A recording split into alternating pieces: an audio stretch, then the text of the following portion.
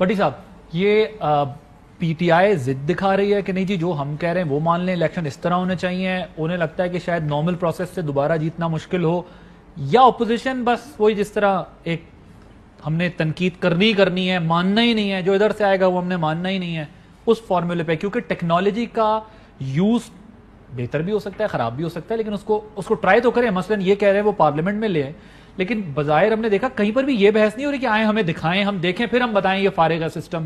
اس کے بغیر سے ٹاک شو میں تھوڑی بہت بات ہو جاتی ہے یا تقریروں میں بات ہو جاتی ہے.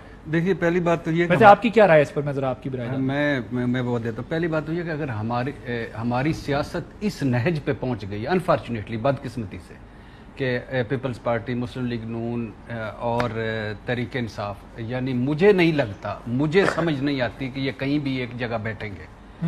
اگر وہ دن ہوگا تو میرے لیے بڑا خوشگوار دن ہوگا. اس سیاست اس جب ذاتی دشمنیوں میں اب بدل گئی ہے, ذاتی مخاصمتوں میں بدل گئی, ذاتی رنجشوں میں بدل گئی ہے. اگر اس وقت پیپلز پارٹی حکومت میں ہوتی, وہ یہ آفر کرتی تو تحریک انصاف ریجیکٹ کر دیتی. اگر مسلم لیگ ہوتی تو وہ آفر کرتی تو ہو سکتا ہے پیپلز پارٹی اگر ان کے ساتھ مخالفت برائے مخالفت. دوسری بات یہ ہے کہ یہ حکومت کا بہت اچھا اقدام ہے, بہت اچھی بات ہے, مجھے خوشی ہوئی ہے. اور یہ بھی اچھی بات ہے کہ آئی ٹی ایکسپرٹس لے آئیں, نیشنل انٹرنیشنل مبصرین بٹھا لیں اور صحافی بٹھا لیں, مرضی کے اپنے لوگ لے آئیں اور آئیں مل کر یہ کریں.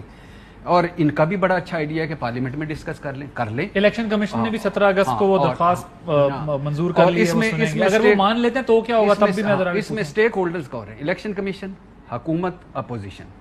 اب خدا کے لیے تینوں کی بربادی ہوتی ہے جب الیکشن ہوتا ہے. جو جیت جاتا ہے وہ تو نعرے مار رہا ہوتا ہے نا, باقی جو ہار رہے ہوتے ہیں وہ رو رہے ہوتے ہیں. کبھی کہتے ہیں آر او کا الیکشن ہے, کبھی کہتے ہیں درمیان میں وکٹری, کبھی کہتے ہیں یہ دھاندلی اور سلیکٹڈ ہیں, کبھی کہتے ہیں اس کے بعد یہ ہم نے انفارچونیٹلی ملک ٹوٹنے سے نہیں کوئی سبق سیکھا, کسی سے نہیں سبق سیکھا, کسی جگہ پہ اکٹھے نہیں ہوئے. کشمیر کتنا جب کشمیر کی, میں بار بار کہتا ہوں, کشمیر کی قرارداد پاس ہو رہی تھی, نہ عمران خان صاحب تھے, نہ زرداری صاحب تھے, نہ بلاول صاحب تھے, نہ شہباز شریف صاحب تھے.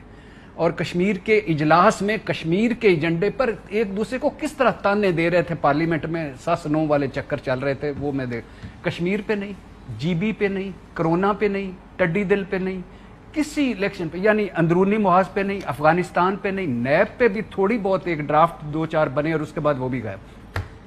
یہ ساروں کی ضرورت ہے, پیپلز پارٹی کے لیے بھی, نون کے لیے بھی اور تحریک انصاف کے لیے بھی.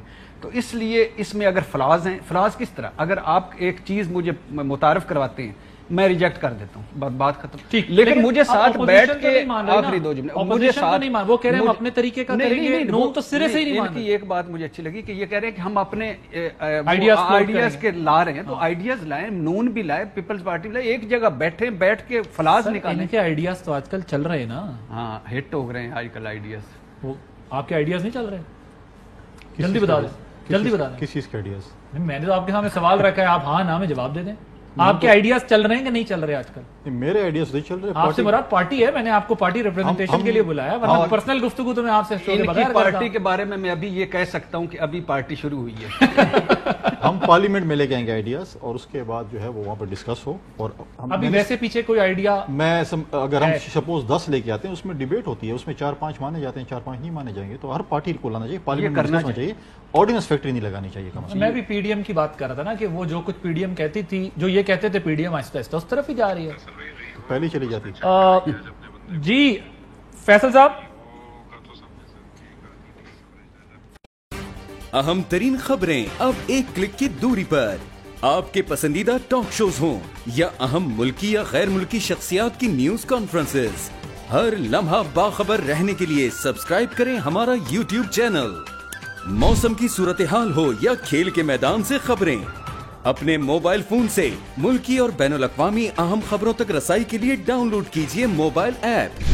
باوثوق ذرائع سے مصدقہ خبروں, تجزیوں اور تبصروں سے مستفید ہونے کے لیے وزٹ کیجیے پاکستان کی سب سے بڑی نیوز ویب سائٹ www.arYnews.tv.